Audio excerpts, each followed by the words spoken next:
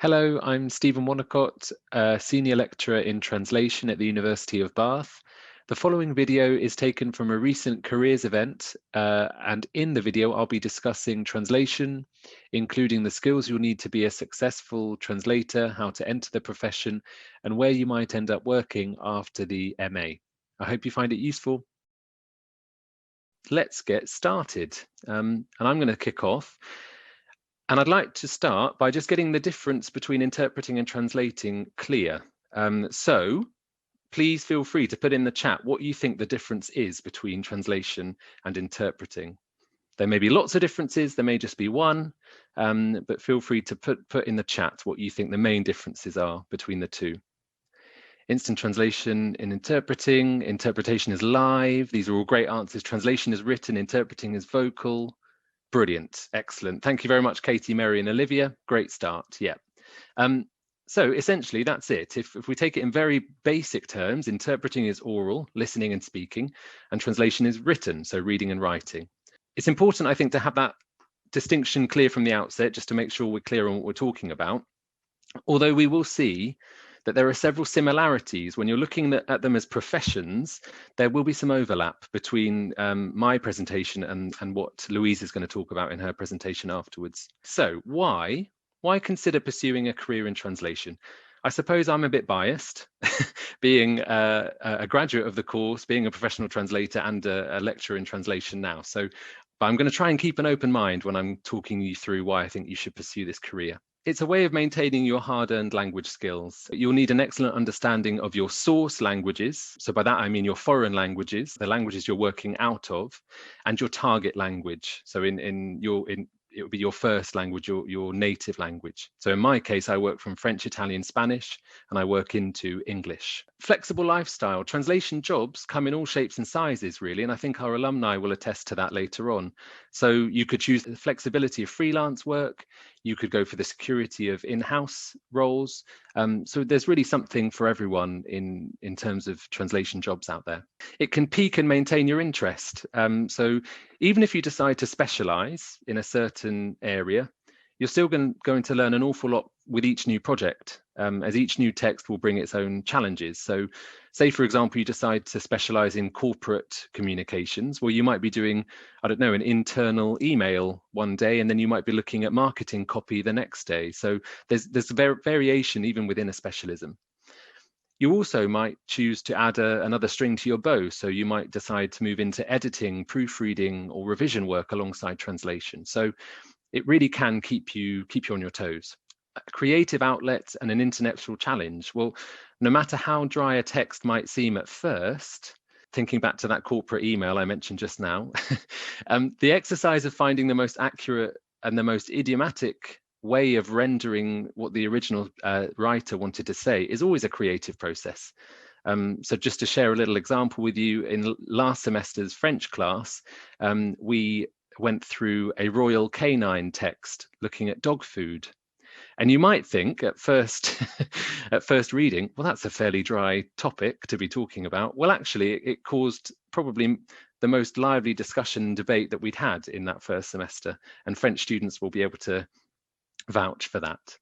So it really, yeah, the creative process can be found in the driest of texts, really. Transferable skills. So whether you're freelance or in-house, you're going to be very familiar with computer-assisted translation tools, CAT tools. You'll have to remain diplomatic, let's say, if you have a particularly difficult client or co-worker.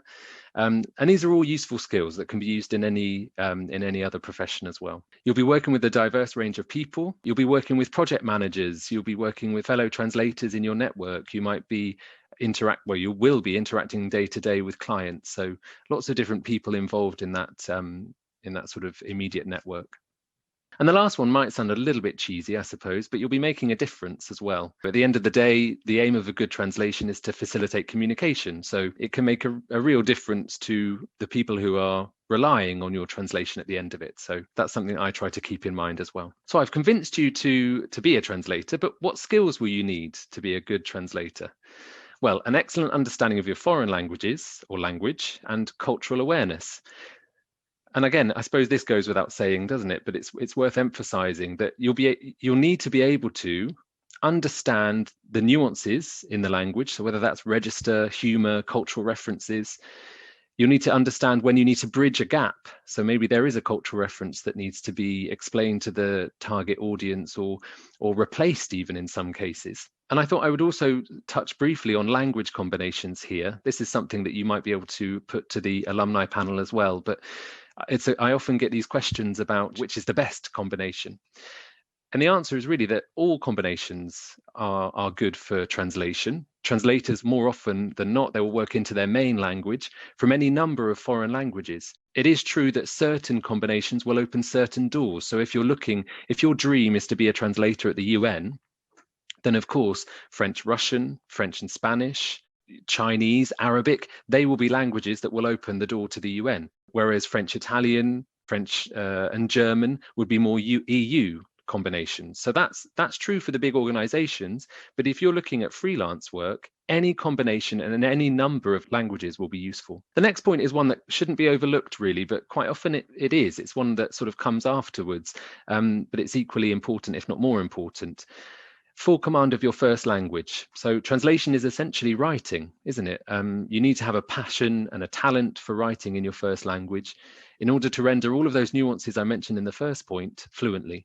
So what can you do to build up your first language? You could start writing a journal. You could start writing a blog. You could contribute to your student newspaper if you're still at university at the moment. You could start translating on your own. And by that, I mean you could take a website or a novel that you're reading at the moment and translate a page or two or a chapter every day to try and keep your to keep the skill of translation going, and to keep your writing skills up as well. Curiosity and research skills, whether it's the search for, thinking back to the marketing text, maybe you're searching for the right pun, the right play on words for a title, or whether it's finding out exactly what dog food to give you in the text, what kind of rendering for that dog food text, or what causes toxic algae blooms off the Italian coast, as another nod to an Italian text that I've used in the past. Curiosity is going to be vital if you're to become a successful translator, because assumptions and guesswork will probably get you into trouble. So you'll have to be curious about, why have they used that subjunctive there, and how does it change the meaning, or what does that term actually mean, and trying to get to the bottom of it. Flexibility. One client might want you to use the UN style guide. Another one might want you to use an EU style guide. You might be asked to work from a PDF as opposed to a Word document for a certain client. You might be given a new draft of a text fairly late on in the project's life cycle. A new glossary might make its appearance towards the end of a project, which might mean going back and sort of making sure everything is in line with that glossary. These might sound like stressful situations, and I suppose to a degree they are, but it's also an example of, again, keeping you on your toes, keeping the interest in a project and in a profession. Professionalism, by that I mean cover everything from keeping to deadlines, having a code of practice, charging appropriate rates that aren't undercutting the market, and your general conduct as a translator. And then the last one, attention to detail. As my students will tell you, it's not unusual for us to spend a large chunk of the class talking about where to put that comma, or should it even be a comma? Should it be a semicolon? And that kind of linguistic care and attention, I think, will stand you in good stead as a translator. So if you're the kind of person that will cringe at apostrophe use in your WhatsApp groups, then I think this is the profession for you. Join our club. So how can you enter the profession then if you're really keen on joining it now? Well, there are different routes. So a degree in languages is the most common probably route into it. It's a very good starting point. You can gain fluency in the foreign languages, and you can get to know them inside out, which is really important as a basis. But it's not necessarily the only route. Some translators will have studied different subjects at undergraduate level. Some will have a multilingual background, and they're all valid routes into the profession, really. The MA or diploma in translation is becoming increasingly necessary. So many job ads will require 5 years experience or a master's in translation, for example, so it can get you a bit, a head start. But you need to watch out when choosing an MA. You'll need to decide what kind of MA you're looking for. So if you see one in translation studies, studies is the clue here that it will be mostly theoretical. So you might need to decide whether you want something theoretical or practice-based. And I think Bath, although there is a theoretical element to it, is mainly learning on the job. Professional associations are wonderful, and I'd encourage you to look at them even if you're just starting out as translators. They give you opportunities for CPD, networking, and general support and advice, which is really important. So you have the ITI and the Institute for Translation and Interpreting, and the CIOL, the Chartered Institute of Linguists. They're two of the sort of main ones in the UK. So where might you end up then as a translator? I've given you a list here. It's definitely not exhaustive. It's just to give you a sort of flavour of where recent graduates have ended up. They've worked for themselves, so they've started their own freelance translation companies. They've worked as freelance and in-house translators for Amazon, Routledge, UNHQ in New York, and then Vienna and Geneva as freelance translators, editors, précis writers, freelance and in-house. They worked as content editors for Expedia, transcreation managers for Unilever, translation coordinators at the Wine and Spirit Education Trust, project managers at RP Translate, and lawyer linguists at the ICJ. So that's just to give you an impression of, you can end up anywhere, basically. It can take you anywhere in the world. Thank you for taking the time to watch the lecture. I hope you found it useful. And if you would like any further information about the course or the university, please go to our website. Thank you.